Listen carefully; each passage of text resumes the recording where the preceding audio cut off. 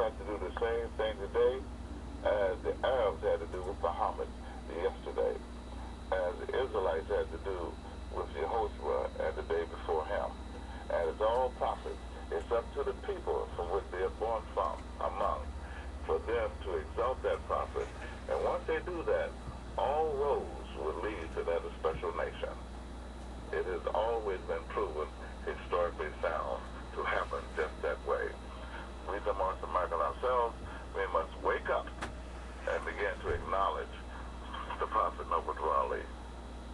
Our master word for tonight, Moors, is prepare, preparation. This is our master word for tonight. And we, again, will be reiterating the word that we have been dealing with for the last couple of weeks now. That is self-determination, which is a lawful right. In fact, before we read our chapter, let me give you the definition so you can ponder over it for self-determination. This is something every nation, every group of people must have prior to their rejoining the nations of the earth. After whatever Holocaust, whatever event may have taken place, slavery, war, famine, disease, etc., what may have ever taken that nation out of the mainstream of the family of nations, then this is the way they have to get back. They must have self-determination. Self-determination is recognized, honored, and enforced by the entire Charter of the United Nations. It's also honored and enforced by the League of the Charter of the Indigenous Nations. And with this in mind, we ourselves is on that plight as Noble Ali had ordained for his people to be. We are not an organization, we're not a religion, we're not a sideline group of people just trying to have somebody hear ourselves talk. No, we are here to save ourselves as one free, independent, and sovereign nation of people. We, the Moorish Americans, are today who our forefathers were yesterday. Self-determination, as described by our lawful council in D.C. under the World Service Authority. It also is in harmony with the description that's given by the League of Nations, that's also in the United Nations, and is honored under its charter. It reads, self-determination. Self-determination for indigenous people is one of the essential bases for liberty, justice, and peace in each country as well as internationally. Without recognition of self-determination, democracy cannot be claimed, in our case, a theocracy. On the international level, the right of indigenous people to self-determinate must be recognized and respect given to their traditional system of self-government. This is self-determination. Every nation of people, every tribe and tongue have the natural divine right and human right to exercise their own government, self-government, self-control, be sovereign, to depend upon themselves as well as have things to offer to the rest of the nations of the earth, as well as to receive under their own sovereign powers. So this here self-determination cannot take place by self-imposed groups that is still laboring under the system of slavery that has been enforced by the United States. If you call yourself Afro-American, Negro, or if you even act like or think like, or develop congregations or organizations under the status of the sovereign states of the United States, you cannot exercise self-determination as a sovereign indigenous people. It doesn't make any difference whether you proclaim and say that, yes, I'm indigenous, I'm a Moorish American, I'm New Wabian, I'm Murakusha, Washita. It doesn't matter what you call yourself. If you have not collectively exercised the divine, human, and civil right of self-determination as a group of people, you're not going to make it. And you're not, the main thing, you won't be recognized. Okay? You must exercise self-determination as a right for all nations and tribes. Okay?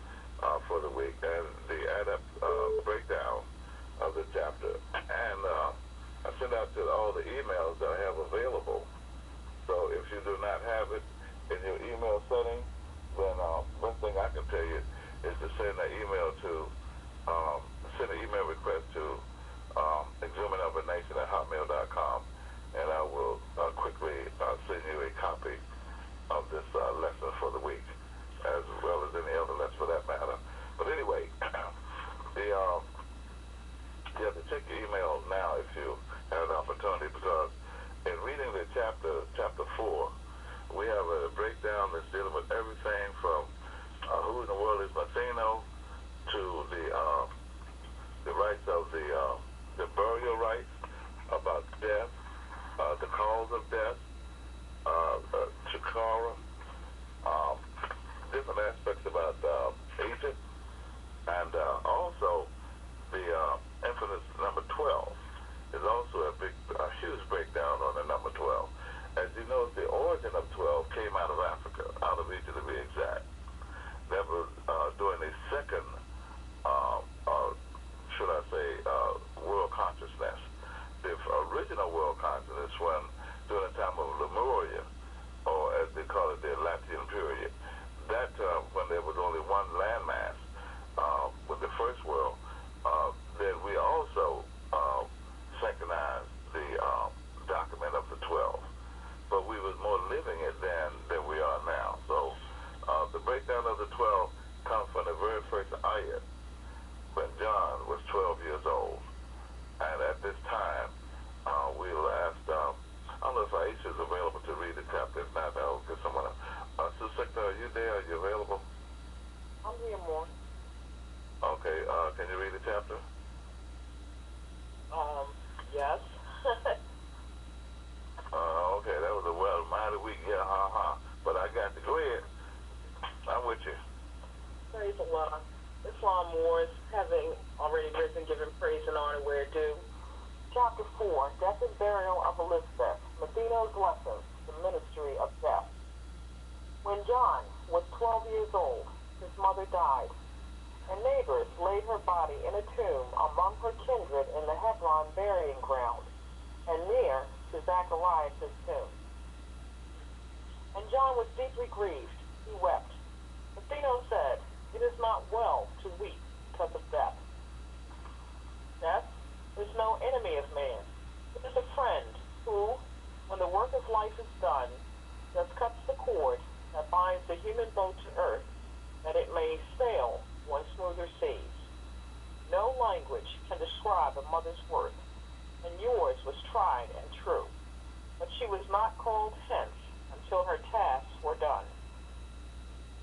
The calls of death are always for the best, for we are solving problems there as well as here.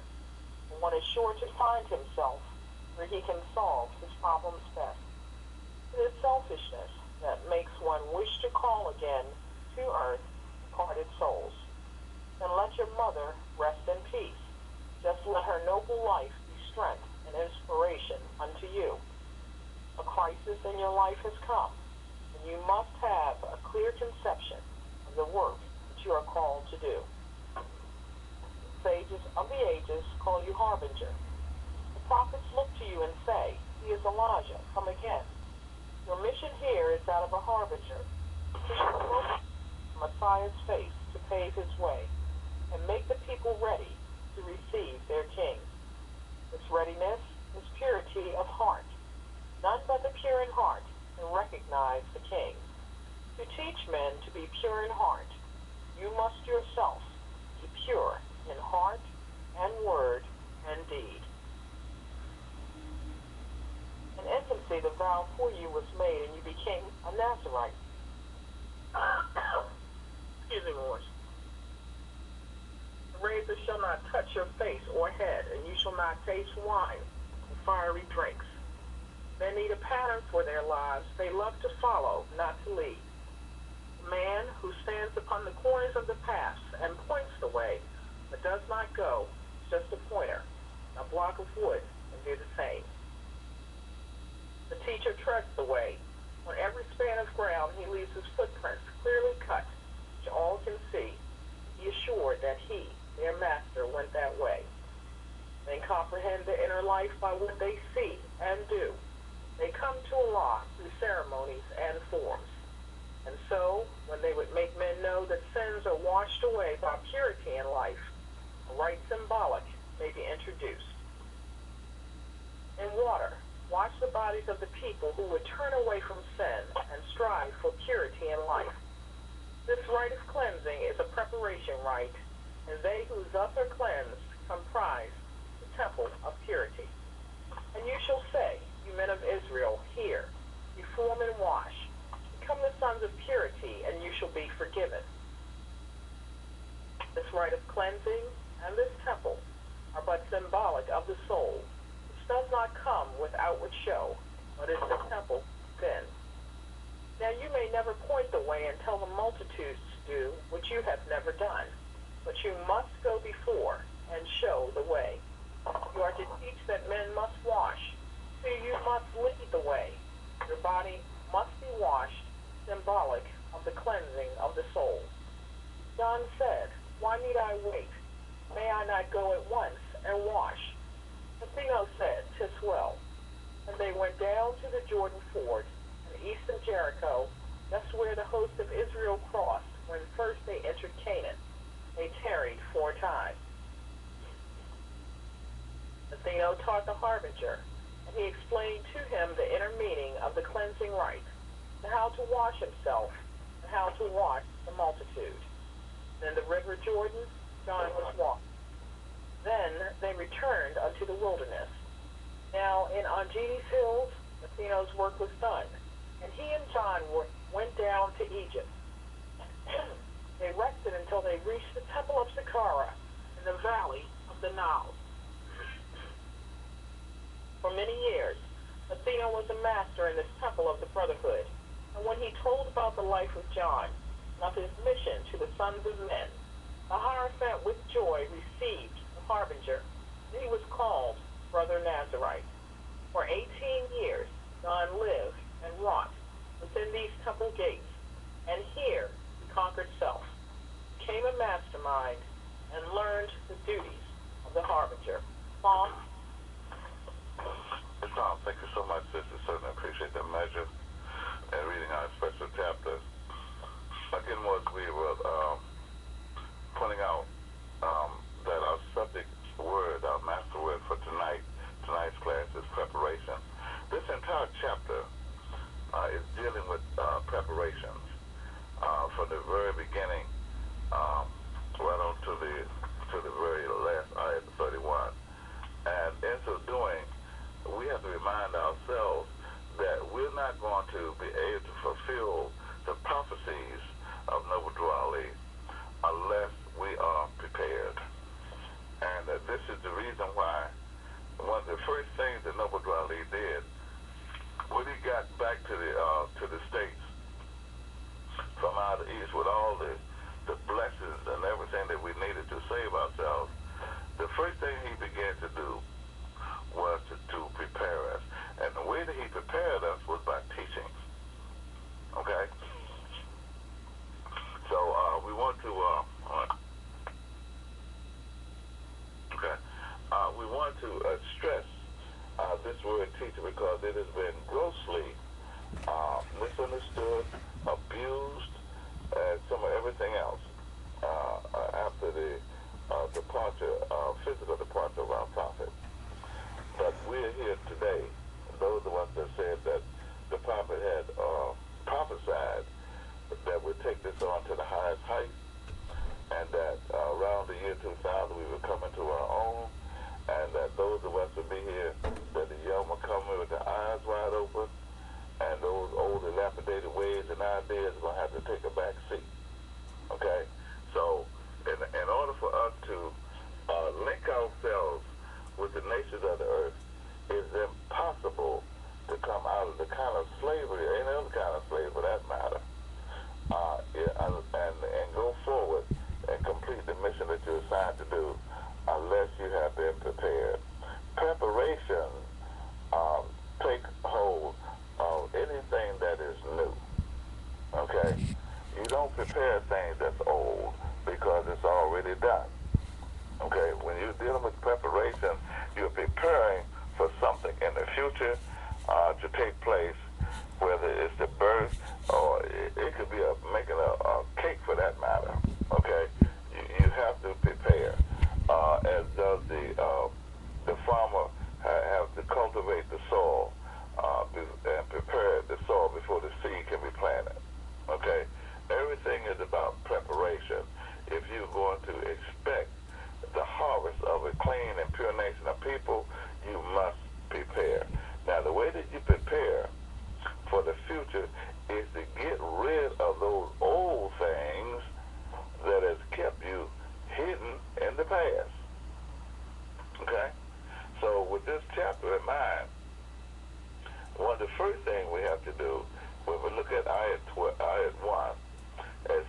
it opens up the door, it said, John, when John was 12 years old, stop the music.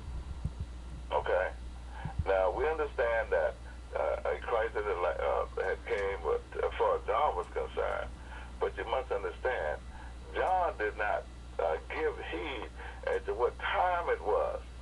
It took a mastermind, Matheno, to remind John of exactly who he was and what time it is, okay? John's mother, Elizabeth, she passed when John was 12 years of age. And John was so caught up with the physical death of his mother, the physical departure of his mother, that he was just weeping, he was just sad, and he was not really using everything about him that to recognize the good that his mother had actually served. Just bringing him, giving him life alone was enough for him to rejoice and stop crying. Okay? But let's move into this number 12. If you notice more, I have taken the liberty of explaining the history of the number 12. And this is special breakdown, okay? But you know what? Prior to that, let's go back to the very title. The death and burial of Elizabeth, Matheno's lesson, the ministry of death. And in so being, here I made a little commentation that Matheno, who taught Yahya, which is the Hebrew name for John, Matheno, who taught John to be a holy harbinger, the same as Elihu, who taught Yehoshua, who later became known in the West as Jesus, okay, how to be a prophet. Now, both of these brothers, speaking about Matheno as well as Elihu, both of these were adept masters. In other words, they were perfected men. They were gods realized in transmutal human form. In other words, they have already, not only have they become masterminds, but they have become master souls as well. Okay, in other words, what happened, they were able to do the things in or out of the body. It didn't matter. When you become a mastermind, it doesn't matter. The body cannot hold you down. You're not confined to that which cannot think or reason. Okay? When you become a mastermind, then you're able to exalt yourself at will, up to your will, and you have learned how to use your deific will as well. And once you become a mastermind, then you will able to transmute. You're able to leave out the body at will, go wherever you have to do whatever you got to do, and help as many people, whatever you got to do, okay? You can even stabilize men, stop other men from thinking, for that matter, okay? So we want to bring much attention to Elihu and Matheno because they were there in Egypt. Now, it's not strange that these two boys was, and I say the term boys because it all started as babes. And if you recall, in our earlier lessons, there was people that in charge of the Roman government, Herod and a few others who was even a very cruel king. They was killing all the babies that were born amongst the Jews or the Hebrews or whatever the case may be, all the male children, because they had heard that there was a king that was going to be born from among them. But the way that the Romans took this king, the only king they knew about was the physical king. Someone's going to come and replace Caesar. Oh, horror. That can't happen. So kill him, because that's our Roman duty, okay? So the thing about it is that when you look at these boys, Yahya and Yehoshua, they had indeed found refuge in Egypt. So now, and needless to say more, anytime they had to come from out of Bethlehem or wherever and go all the way back down into Egypt and still not be recognized, it's not to mention that there were scouts that wasn't looking for them, okay? But they had to look like everybody else in Africa in order to hide out in Egypt and not be recognized. Okay? So we want to point that out because when you come up through the West, and especially in the Christian churches and a few other places for that matter, then you have a gross misconception about how your host would actually look, how John actually looked, exactly what was their descendant nature. Okay? Well, here, no, we do all these setting the record straight, all right? Also, I made another little comment. I said, dear students, do not be deceived by the Western free Masonic regulatory rules of government which confine the age of adulthood to 18 or about 20, 21, okay?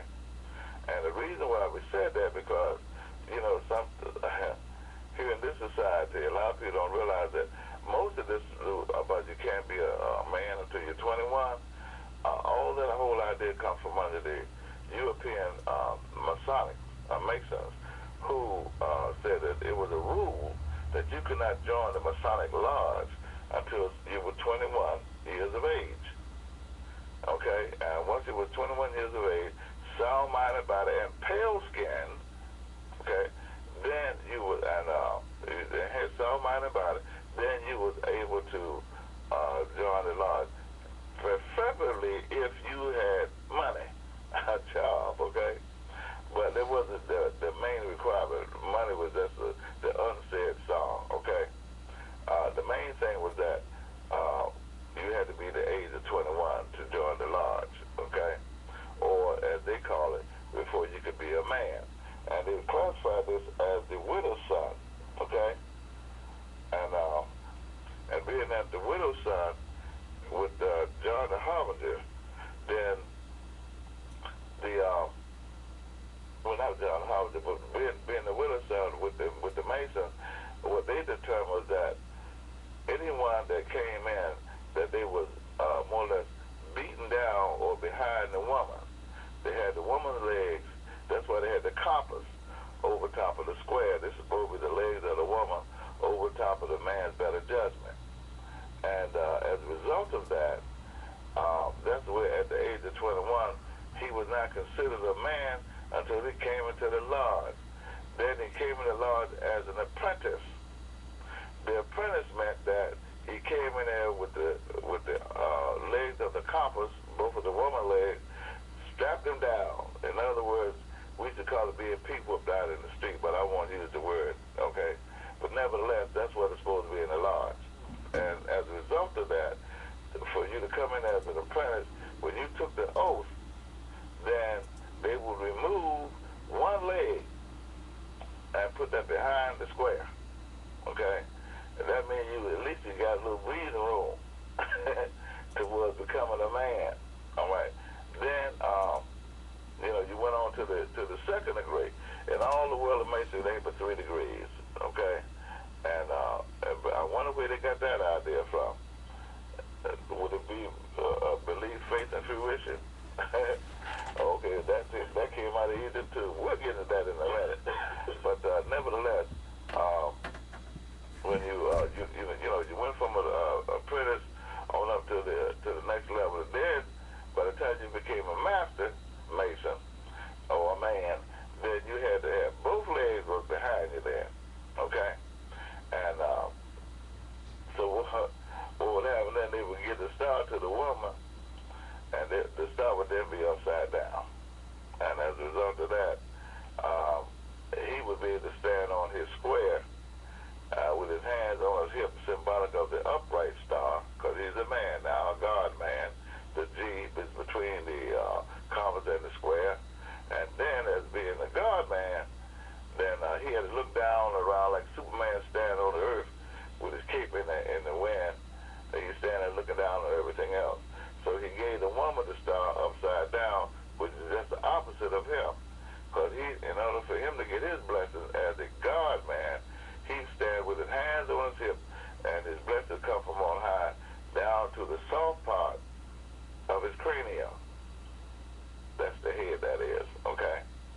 Well, the woman being her having the star upside down, what you call Eastern stars and daughters of the Nile and so forth. Oh, well, yeah, in the temple they call them Duali's daughters, daughters of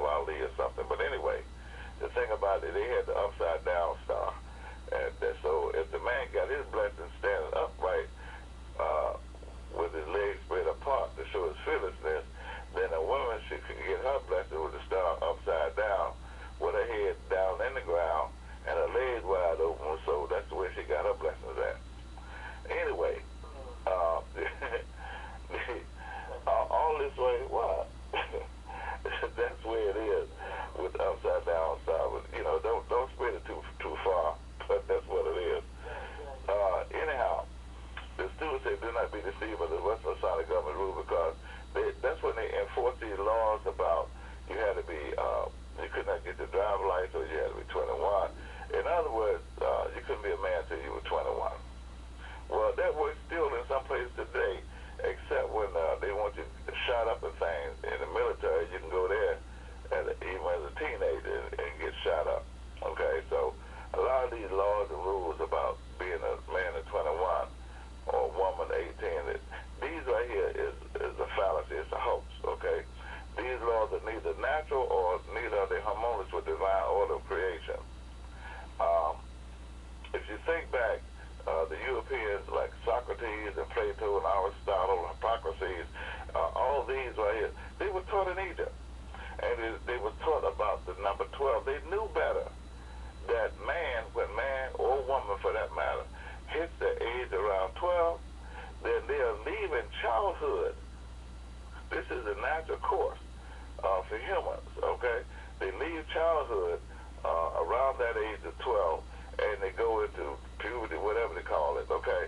And then they go, actually it's young adulthood. Let's face it, okay? By the time they get to, what, 13, 14, they're able to do everything physically,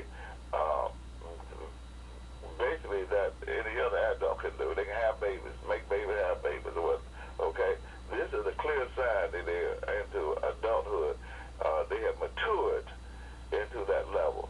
But what happened is this: the mind itself has not been placed into the proper system of maturity. The body has matured, but what happened to the mind? Here in Africa, at the age of 12, you go through manhood training, okay? And as a result of that, when you come out, they call it rites of passage, or there's many different names they call it. Later on with Yahya, they go through as being a Nazarite. Okay? Anyway, all these are here certain passages that you had to go through. Around that time, you're actually going into adulthood. This is the natural course. And I'm passing this on to the Moors because you might ever get used to it. As the Moorish hordes increase, as we become a nation of people, our children will be treated as children. We're not going to have any kids in the Moorish American government, okay? Kids are for goats, all right? Now, when it comes down to children, you be a child up to the age of 12, whatever the case may be.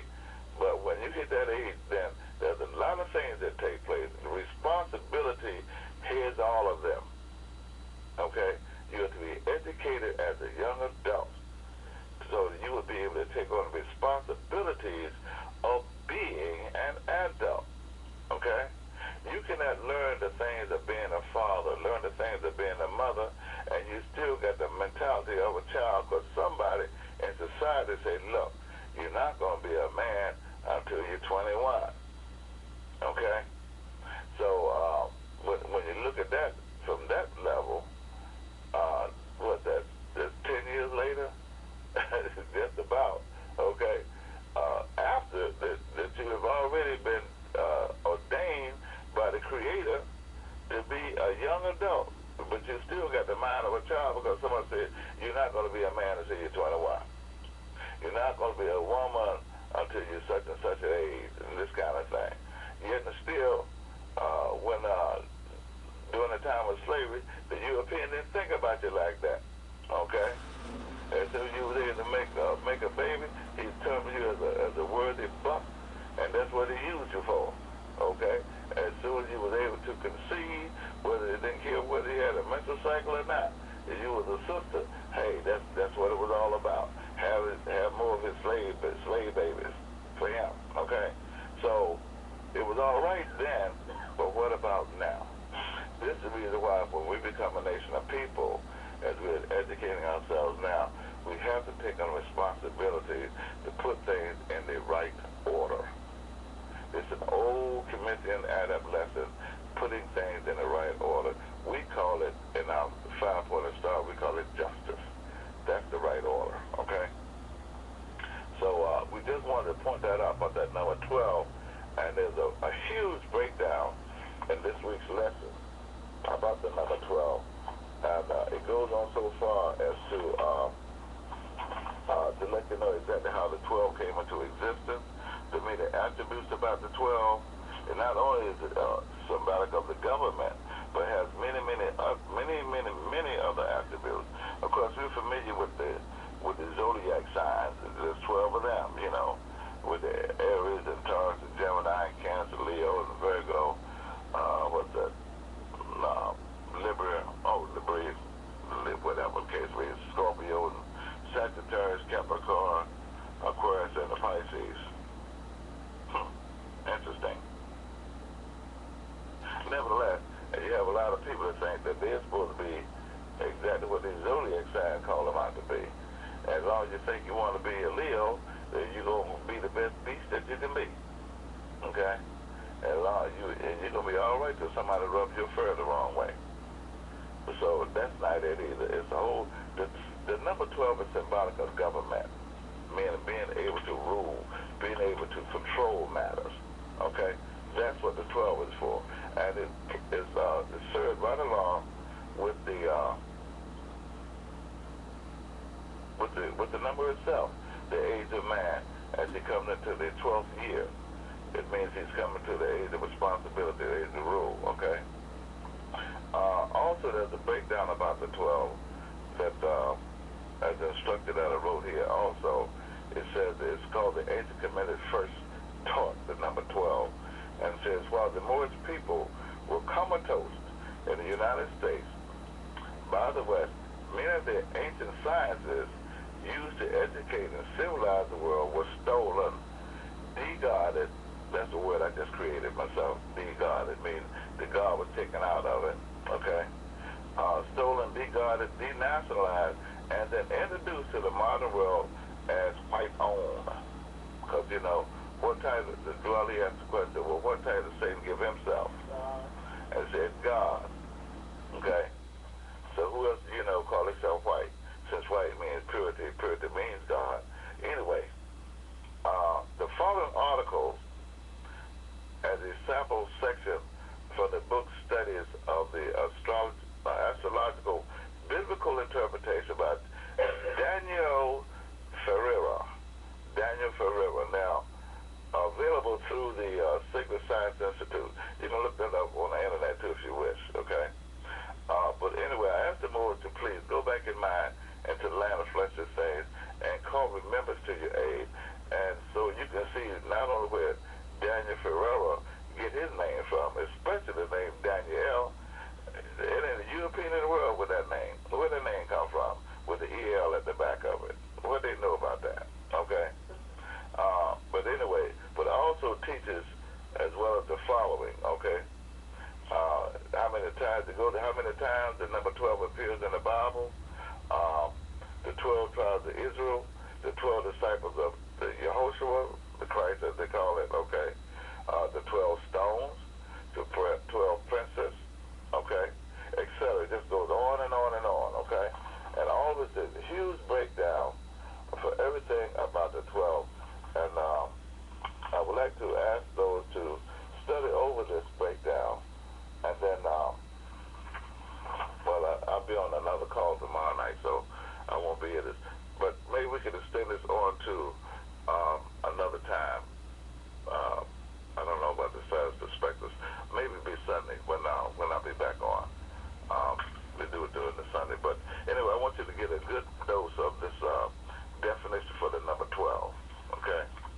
And then we'll try to play it back, give you the opportunity to present what you learned about the 12 in Sunday's Sunday school class. Same time, same station, okay? Nevertheless, it says here, when John was 12 years old, his mother died, and neighbors laid a body in a tomb among her kindred and hid her burial ground. And we spoke about that being in Zacharias' tomb, okay? But again, the main thing we want to point out here is that he was taught by an ancient commission and a master.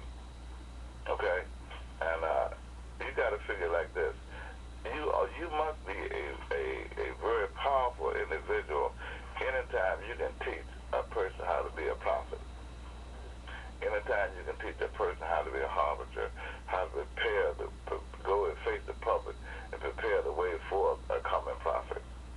The same way that Marcus Garvey was prepared and prepared the way for the coming of Noble Drew Ali, in which he mentioned on many, many occasions. He just didn't call Noble Drew Ali by name, but at the same time, neither he named the Moorish flag, but he spoke about your national flag. Marcus Garvey also spoke about your free national name, but he never said what it was. Okay?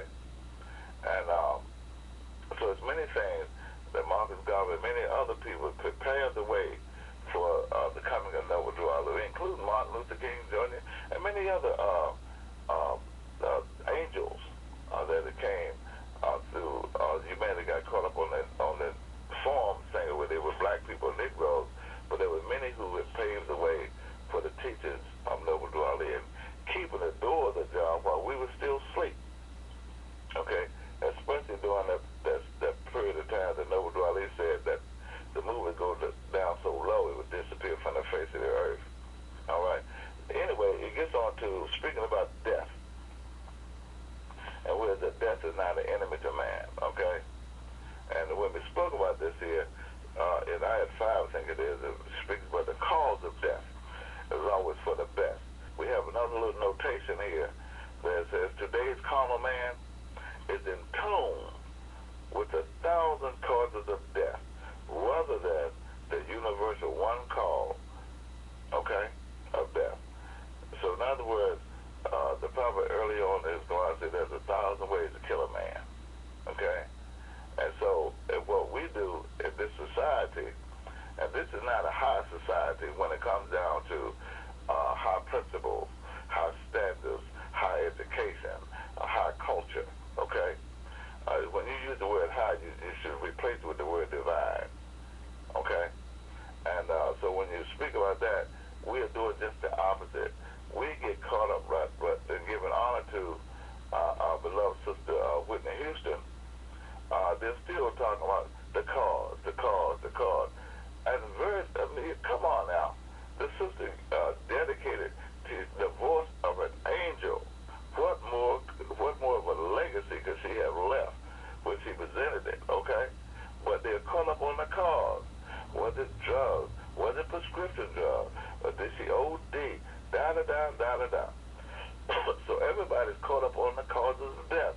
And every funeral that you go to is what happened. It's the cause. Very little is given to the person's life. But here, Noble Drew Ali instructs us to pay attention to the cause of death, not the causes. Don't get caught up on the causes. That's a weak people. Noble Drew Ali clearly says that it's the cause of death, C-A-L-L-S. It's the cause of death that's always for the best, never miss. So if you're going to look for something, look to see why was this person called at this time to leave the body and go into a higher plane. Why was this particular person called? If you really want to find out about something, don't get caught up or they got hit by a Mack truck. Do you know the car came across the center lane, rolled up to the other lane? It was a head-on collision, and that's what killed them. Okay, what about the call? All right? No one is talking about the call. So we have a little notation here that says that today's carnal man is tuned by the 1,000 causes of death rather than the one cause. More important is the cause of death than the causes. Death is an angel of the great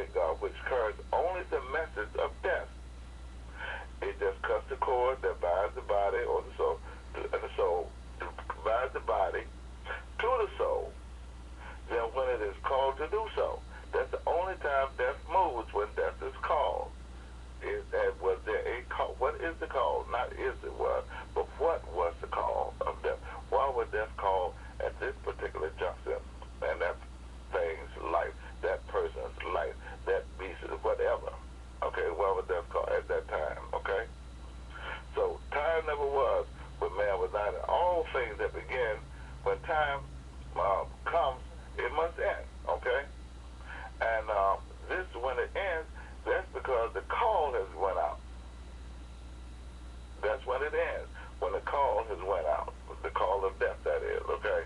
All living things must die when death comes, when death begins called to its end. And death brings the end to its time, okay?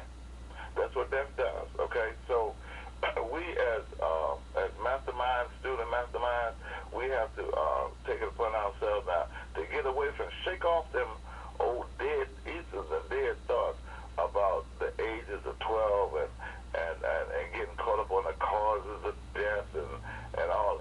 Look, we are divine people. Some of us even at the level of divine ministers, okay? But we're divine people. Just every citizen is a divine citizen, okay? So, and the reason why, because every citizen know who made them. Our first rule is what? Know thyself, okay? So once you do that, then you're able to go into these higher lessons and shake away those Western dead ethers. That's why the prophets speak about mental slavery. Your mind has been enslaved with these worthless ideas and thoughts and things. It's just, woe is me. And have you seen people so sad? I've seen people weeping and mourning for years. I'm talking about 10, 20, 30 years behind the death of one person. It could have been a wife, it could have been a child, or a son or daughter, whatever the case may be, because of loved one. And they just still mourning. Why? Because the West taught us how to do that. Okay, well, we're not dealing with Western teachers anymore. Thank God. Anyhow, moving right along. Okay. Now, we're dealing with the word Elijah. And I 9 speak about the sage of the age call you harvesters. The prophets look to you and say that he is Elijah come again. And when you look up the term, look up the name Elijah and what significance he had, you find that even in the Torah, which is the first book that the Jews put together, Moses put together after coming out of Egypt. And that's another thing too. More. Don't get so caught up about the Jews. All right, you must remember that the Jews as well as the Muslims, all of them come out of the same seed of Abraham. All right, and when you look back at it, they come right. Everybody got their teeth out of Egypt. Everybody. Okay. So if you want to find out what they're really made of, why would you go to a synagogue? Okay, go to Egypt. Okay? Why would you want to go to a mosque if you really want to know the truth? Especially the Moors. I see Moors breaking their neck, getting to a mosque, and ain't finding how to be a Moorish market and no mosque in the world. Now, near mosque, dojo, and synagogue, nowhere on earth is going to teach you how to be a Moorish market. Go find me a church right now where you can find out how to be. You can't even find a Moorish temple. You can't even go up in there and find out how to be one. You can learn how to be a member, a mason or something. But it takes the Moorish America. That's why Dwali was the first one. No one has been able to teach a Moorish America how to be a Moorish America since the advent of Noble Dwali himself. And he said it's going to be that way. So don't feel bad and don't blame it on nobody, because it's nobody's fault. You're fulfilling the prophecies of the holy prophet Noble Dwali himself. Okay? So when it turned out that they were talking to Yahya, talking to John about he was to be Elijah come again, what do you think they had to say about Noble Dwali? Was he not? That's why they call him the prophet of Ali. Is he not the prophet of Ali who was come again? He's not the first prophet of Ali. There were many prophets of Ali, especially those last 5 or 6 of them. Okay? If you want to know about the Ali, you have to go to the higher order to find out exactly what the Ali. Ali is God and man. This is Ali. Okay? And so when you look at that, then you find everything, every prophet from Adam to Ali was able to manifest it. This is the reason why we call him the Esau of all time and climb. All right, this is the holy name. So when you talk about Elijah come again during the time of your host, John, or Yahya, if you will. This is something here that the Jews carried with them out of Egypt. They brought it with them. You must remember, they had to wander around in the wilderness. After Moses had saved them, they wandered around the wilderness, 40 years, looking for Hebrew land. So they thought they was Hebrews.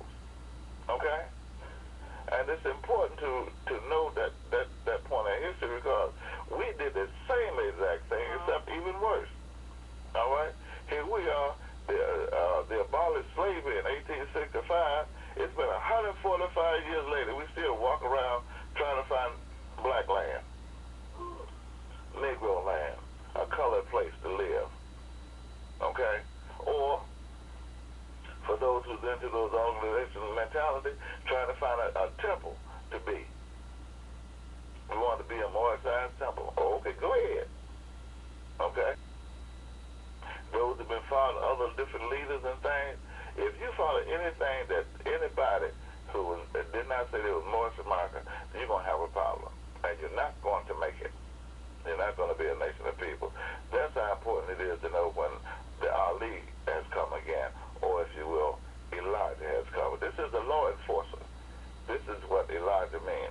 All right, a law enforcer. This is, and when the Elijah showed up on the scene, then when John came, he came to tear down, and notice everything that John did.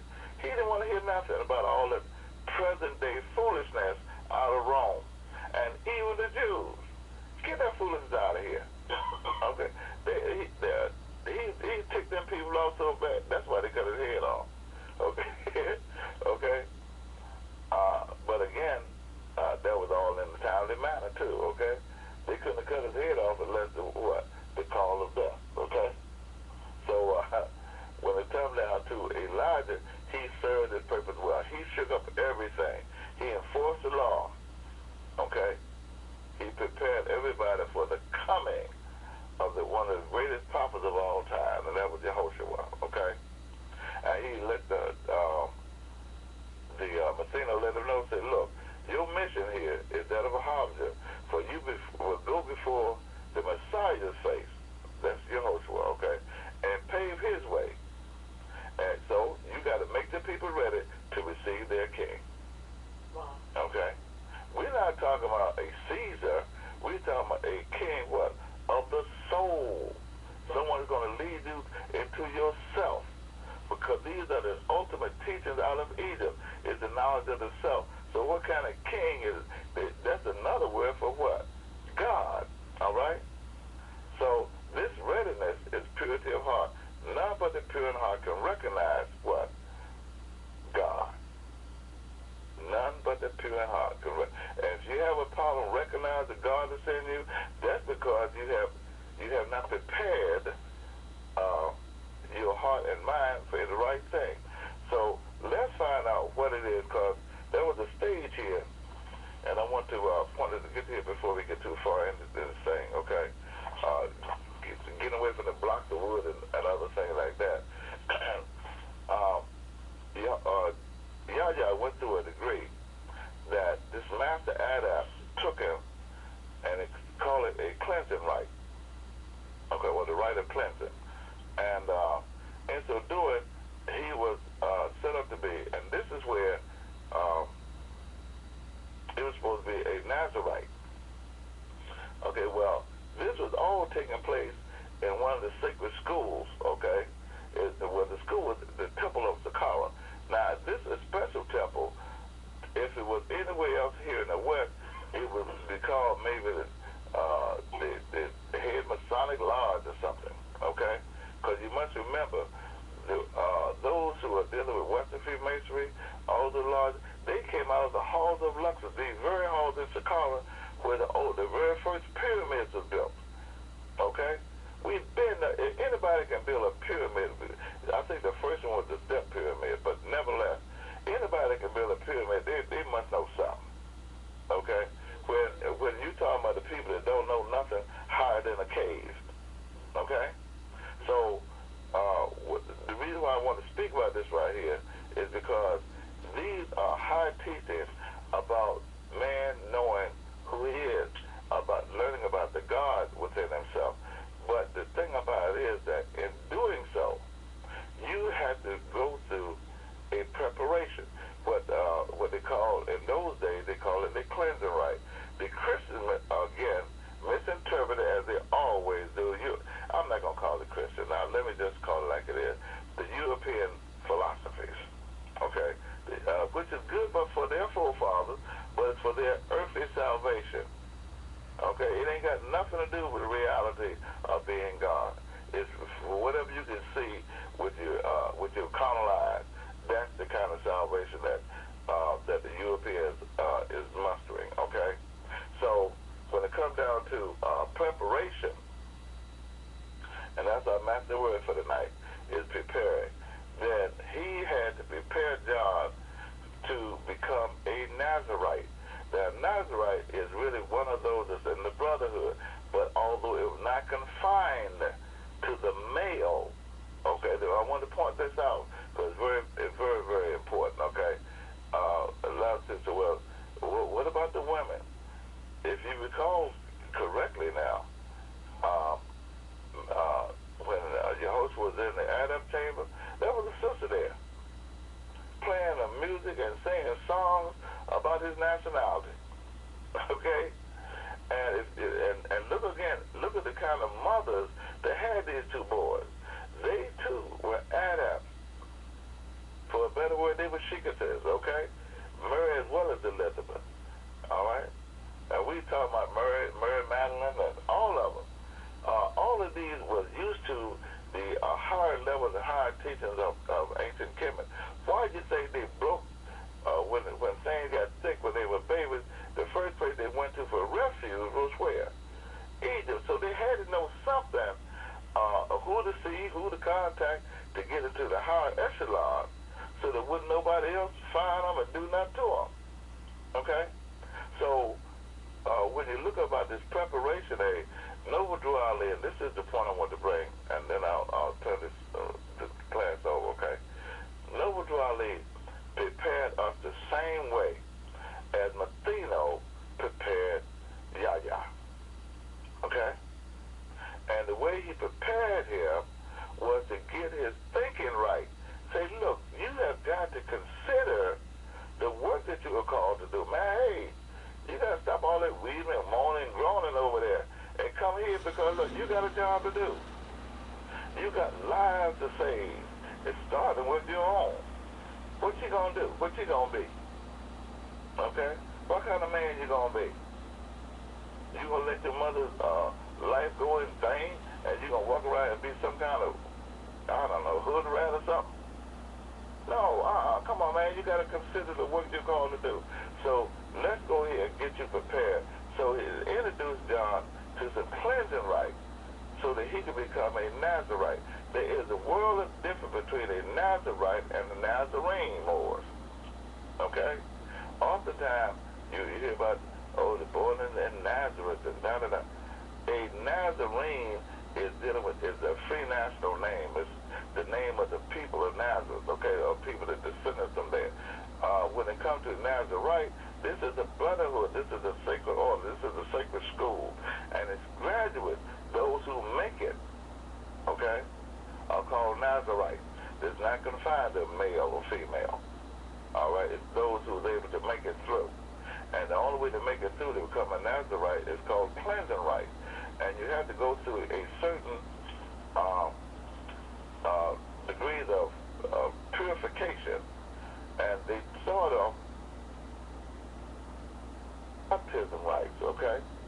But that's just the physical, okay? Washing the body. Oh, go down the river and wash the body, okay.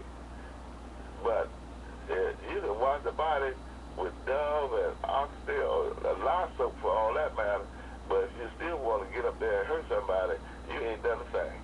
You're still stinking because your hair ain't right, okay? So when it comes down to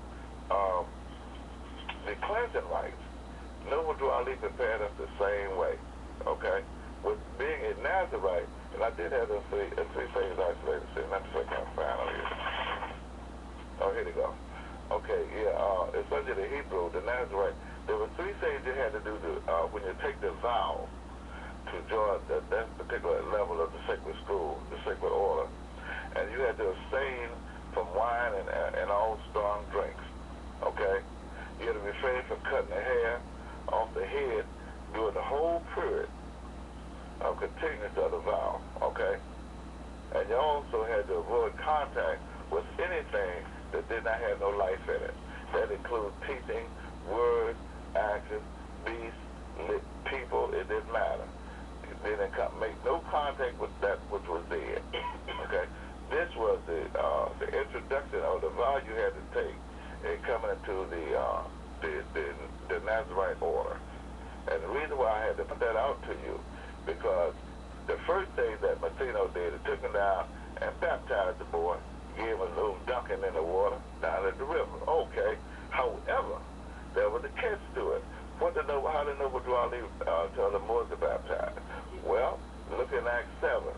He said, you are to all Moorish Americans. Just to be a Moorish American is almost being like a Nazarite. It's like taking a vow of coming to a sacred order, because you're a sacred nation. You're a clean and pure nation, okay? This is your sacred order. So Noble Dwali said that you are to keep your hearts and minds pure with love, okay? This is your cleansing right. The other thing outside the body is only symbolic. Baptism, I wouldn't care if you had a pool full of lye soap. It wouldn't make a dime worth of difference. You just wash the body and you still got a dirty mind. Okay? Hallelujah. Now, when it comes down to real cleansing, get rid of some of those negative thoughts, them negative ethers, okay? Get rid of that Negro ideas and organizational concept. When you hear supposed to be a clean and pure nation of people, and you still want to find yourself, well, I'm going to the church, and I'm going to. Why? For what? Didn't they have the church around, the temples around all this time, and you still in a nation of people? Something's not right with that picture. Anything that has enslaved you, get rid of it. That's cleansing. That's how you cleanse yourself. Get rid of anything that has enslaved you, or should I say, anybody that has enslaved you. Any government that has enslaved you. Any people, organization, any group that has enslaved you. How do groups enslave you? Very easy. They tell you, come on in, register with me. Okay? And now, there's a way in, but you can't leave out honorably. You can't go nowhere without me. Oh, that's a no-no right there, okay? So I want to pass this on to you, and want to continue this class on, if you will, on Sunday in our Sunday school class, the same at 7:30, okay? And so what I want to do, I want to open up the class floor to answer any questions, or anyone have anything they want to add that may have this chapter, or the email. And then before we call on the officials, I want to also call on one of our divine messengers, Brother Muhammad El. So please don't let me forget that. Brother Muhammad El, who had a message for everyone. Okay? Right now, let me start 64. No, let you start 64. I'm sorry. Look, I want all the students online, please mute your phone, so it won't be no background noise interfering with anybody that will be speaking. So just star 6 your phone, mute your phones. Mute your phone by star 6 till it says mute. Thank you so much.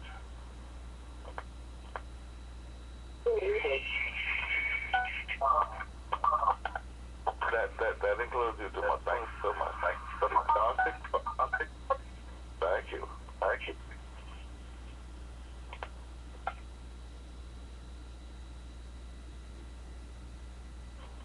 All right, boys, students alike, those who have a question about our chapter, or we were going to go into self-determination a little bit more, but dealing with the U.S., we're definitely going to be covering that Sunday's class, okay? But meanwhile, right now,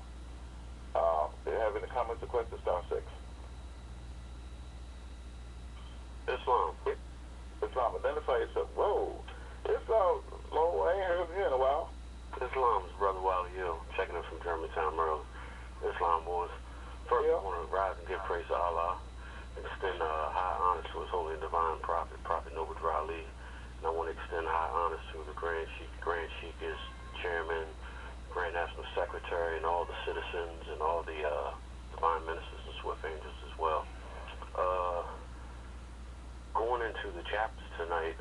If you look at Ayat 1, where Medina was giving you an outlook of John, he's letting you know, he's giving you an outlook of John, letting you know he's 12 years old and his mother passed away. But when you get down to Ayat, I'd say Ayat 12, that's when the instruction starts to take place. That's when he's giving them instruction. But at first he was giving you an outlook, and he was giving John comfort by letting him know that, you know, no language can describe your mother's worth and things of that nature. And then when you get up here to Ayat 16, because I'm not going by each ayat, I'm jumping back and forth, so please bear with me. It says, the teacher treads his way on every span of the ground and leaves his footprints clearly cut. What I perceive from that is, if you are living love, truth, peace, freedom, and justice, your heart is purified to where you can see the prophet's footprints, because his footprints are led by the principles that we live by. So it's no need to question it. If it's love, truth, peace, freedom, and justice, you know the prophet went that way. And when you get up here to Ayat 19, he's letting you know that you have to be pure in heart as well. And he's trying to show John how to purify the people as well, but he has to be pure in heart as well. But also, if you go down here to Ayat 30, it also lets you know that Medina got instruction, excuse me, got instruction as well in the temple that he was in of the Brotherhood as well. And then it gets down here to the bottom of Ayat 31, and it breaks it down to let you know that John lived and root in these temple gates. In other words, what I perceive from that, when the prophet states that it's only one prophet, one temple, that temple is within. And that's the temple that he had to study for 18 years to overcome self, to be able to go out and teach the duties and become a mastermind and learn the duties of a harbinger. Islam? Islam. Yeah, you're very right, man. It's a blessing to have you on. In fact, once you tune in Friday, and I'm quite sure the more be glad to hear from the divine masters. Islam. Yeah, so yeah, man, you're very, very right. Also, you find that unlike Yehoshua, John stayed in Egypt the whole time. When he came out, he was 30 years old, and he was up there raising sand up in Jerusalem, kind of. But Yehoshua himself, he was all up in India and every which way. When he came back and went through the chamber, he was like, what, 26 or 27 years of age. And he stayed up about 3 or 4 years. But he was, you know, he was constantly being taught anyway. Yeah, so, yeah, very much so, man. That temple is definitely within. That's the reason why we got to purify our hearts and minds. You're absolutely right. And to take it back to the subject matter, the master word tonight was preparation. Yeah. It gives instruction to John, but the instruction also applies to us as well, because we're in that same school, and those same temple grows within ourselves in the same teachings. And that's what we have to understand as divine ministers. I agree. Boy, thank you so much. Islam. All right. Yeah, well, for the preparation concern, that's the reason why we have these conference call classes, okay? So that we can prepare. While he did it that way, he began to listen more smart by teaching, and so we're doing the same thing. Being the government and being his representatives, that's what we're doing. That's why we have conference calls, to teach our people their nationality and their divine creed. This is how we're going back and join the nations of the earth. And they will respect us because we won't be crazy as a Negro. Okay, next person. Question or comment? Islam. Islam, identify yourself. Where you calling from? Brother Saddam Mooney of Lynchburg, Virginia. First I rise and give praise to Allah and honor to the prophet, the holy prophet, and the government, the officials of the government, the citizens, and honor to everyone where honor is due. Now, beloved chairman, you draw out for me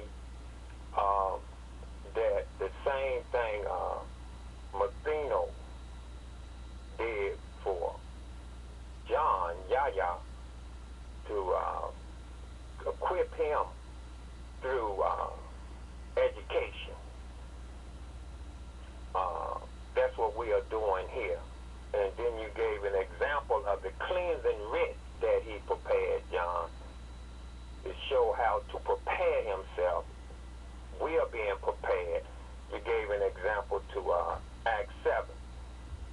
question I have for you, Grand National Chairman, is this. Do we believe in reincarnation? Is that the question? Yeah, that's the question. Did the prophet